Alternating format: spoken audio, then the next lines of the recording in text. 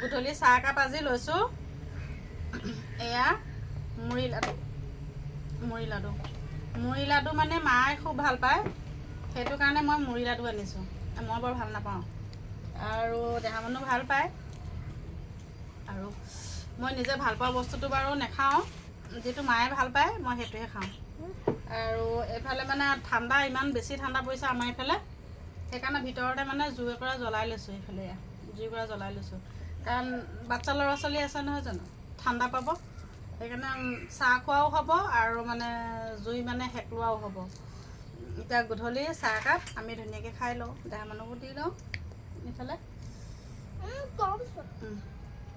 তাই আকৌ মুড়ি আগে ভাগে খালেই, এইফালে ভণ্টিয়ে খাব, এয়া মায়ে খাব, আৰু মায়ে নিজৰ ইচ্ছামতে মুড়ি লাডু খাব। মুড়ি লাডু এয়া মায়ে বহুত ভাল পায়, আৰু ভাল পোৱা বস্তুটো দিবলৈ পালে মোকো বহুত ভাল লাগে। আজি গধূলিলৈ ইমান